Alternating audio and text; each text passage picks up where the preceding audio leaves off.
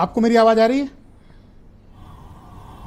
Okay, Biren जी तक शायद मेरी, बीरेन जी आप सुन पा रहे हैं? जी जी। मैं आपसे जानना चाह रहा हूं कि इन दिनों चीफ मिनिस्टर के जो स्टेटमेंट हैं उनमें आप देख रहे होंगे कि हिंदुत्व की धार को बड़ा मजबूत किया जा रहा है और स्पेशली समाजवादी पार्टी पर उन्होंने नंबर ऑफ अटैक्स बहुत तेज कर दिए हैं। आप इसके पीछे कारण क्या मानते हो? देखिए, सपा 37 लोकसभा की सीटें जीती है, मुख्य विपक्षी दल है। लोकसभा में उत्तर प्रदेश में बीजेपी को काफ़ी कम सीटें मिली, यानी कि वो 33 सीटें हार गई लगभग, जो पिछली बार उसने जीती थी। तो स्वाभाविक है कि असली लड़ाई भाजपा जानती है कि सपा से है।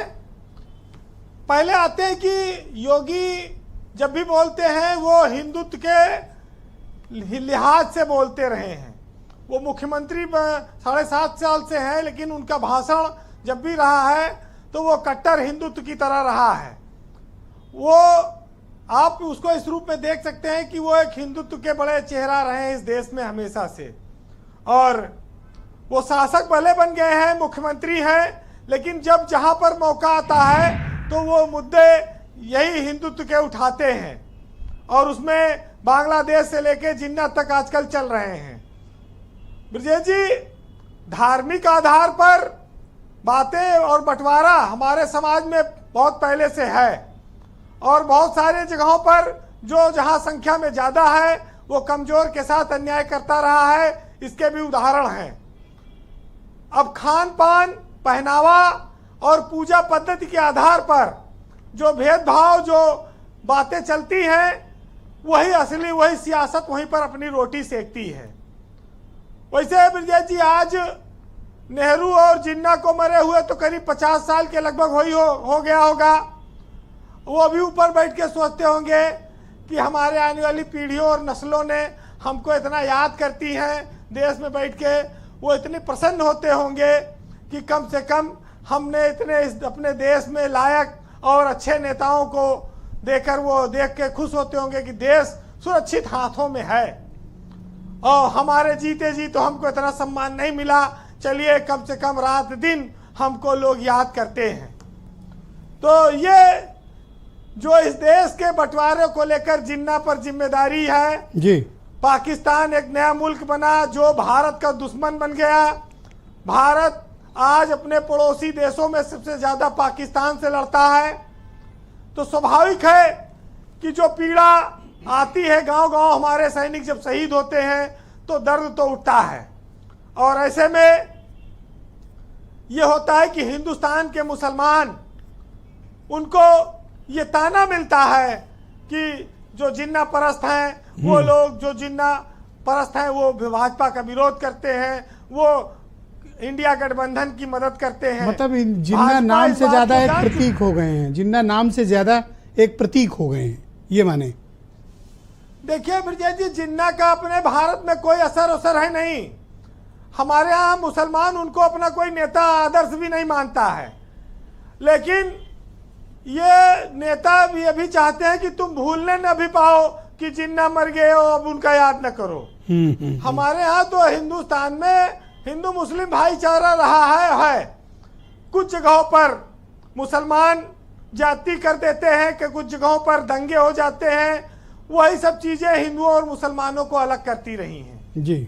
लेकिन ये भी देखना होगा कि जो भाजपा जिन्ना को लेकर, बांग्लादेश के हिंदुओं को लेकर बात करती है, वो अपनी ही सरकार में उसने 4 MLC बनाए मुसलमानों के। एक तो उत्तर प्रदेश सरकार में मुस्लिम मंत्री भी हैं। तो दोनों साइड का मामला है। एक तरफ मुसलमानों का विरोध भी करती है भाजपा, दूसरी ओर उनके लिए पसमानदा सम्मेलन करती है, उनके लोगों को विधायक राजी इत्तेफाक से अल्पसंख्यक मोर्चे की पूरे प्रदेश की बैठक भी थी आज पूरे प्रदेश में मुसलमानों के वोट को समझाने के लिए कि भाजपा से दूरी न रखो, भाजपा को वोट दो, मुसलमानों के लिए भाजपा ने सम्मेलन किया है। जी जी। तो जब लेकिन भाजपा राष्ट्रीय स्तर पर चला रही, लेकिन योगी ये जान गए हैं कि यूपी में मुसलमान ने भाजपा को वोट नहीं दिया और न दे रहा है। इतना सब करने के बाद सारा वोट अखिलेश यादव के साथ चला गया, इंडिया गठबंधन के साथ चला गया। तो इससे अच्छा है कि मंच से बता दो हिंदू भाइयों को भाई कि तुम तो एकजुट रहो, जो चला गया तो जो है वही एक रखो। इसीलिए ये सब कहानी अपनी चल रही है। और ये जो लाल टोपी वाली बात आई है ब्रजेश जी, लाल टोपी जब तक रही सपा तो तब तक हार रही थी, 2017 से हार रही, लेकिन लाल टोपी के साथ अब लाल गमछा जब से आया तब से ये सपा ने कमाल कर दिया। ये गमछे वाली बात, हाँ देखिए, हालांकि बदल लिया इन लोगों ने गमछा, अब मल्टी कलर तो गमछे में आ गए। मनोज यादव बदल के आए, लेकिन अखिलेश यादव वही लाल गमछा पहनते हैं और ज्यादातर इनके लोग वही लाल गमछे से इनको 37 लोकसभा सीट का अरे फायदा हुआ। आपने तो टोटका बता दिया है, अब तो सोते समय भी बगल में रखे। तो भाजपा की एक चुनौती कंक्लूड है करें जी कि इस लोकसभा चुनाव में दलित और ओबीसी वोट काफी हद तक खिसक गया, उसको बीजेपी को फिर से हासिल करना है। तो योगी जी को अब फ्री हैंड उत्तर प्रदेश में दे दिया है भाजपा ने। अच्छा, मतीन खान मैसेज कर रहे हैं कि ये पूछिए वीरेंद्र जी से कि हम क्या पहन लें कि 2-4 सीट, 1 सीट तो आ जाए। कौन? ये मतीन पूछ रहे हैं कि हम क्या पहन लें कि हमारी भी 1-2 सीट आ जाए। मतीन साहब के पहनने सब कुछ नहीं होगा, क्योंकि इतने निर्मम ना बनो, थोड़ा तो कुछ दे दो उन्हें, क्योंकि कोई तो मुराद बता दो।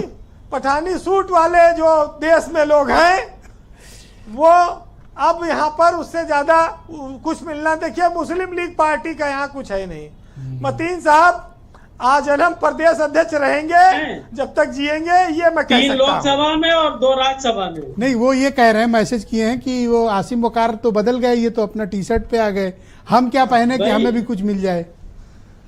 अभी इनका पठानी सूट चल रहा है। हाँ ठीक है मतीन भाई, अरे क्यों उद्वेलित हो रहे हो, आपके लिए नुस्खा बता रहे हैं, वो कुछ टोटका बता रहे हैं, कोई ताबीज बनवा रहे हैं। मतीन साहब की पार्टी यूपी में तो कुछ है नहीं जी, मुसलमान भी जब वोट की बात आती है तो इनको देता नहीं है, तो अभी इनके Conclude पास करें, संसाधन भी नहीं है।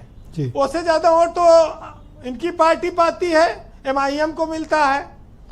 तो मतीन साहब तो बहुत दिन से, मैं तो ये कह रहा हूं कि जब से ये अध्यक्ष बने और जब तक जिंदा रहे ये प्रदेश अध्यक्ष रहेंगे, पार्टी चाहे जीते चाहे हारे।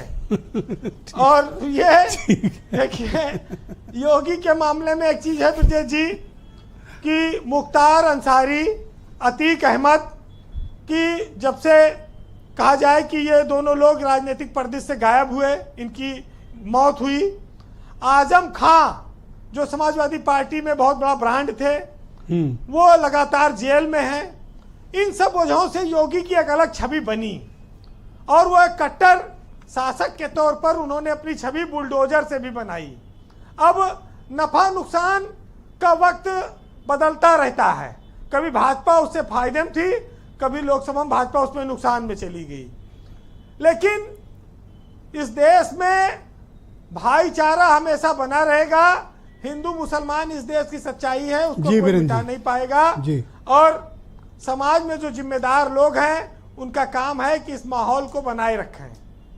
सुनिएगा, कहा गया है कि नफरत का बाजार न बन, फूल खिला तलवार न बन, और रिश्ता रिश्ता लिख मंजिल, रास्ता बन दीवार न बन, और कुछ लोगों से बैर भी ले ले, दुनिया भर का यार न बन, और सबकी अपनी सांसें हैं, सबका दावेदार न बन, और कौन खरीदेगा तुझको, उर्दू का अखबार न बन। बहुत शुक्रिया वीरेंद्र जी, बहुत बहुत धन्यवाद ग्राउंड जीरो से अपने फीडबैक और टोटका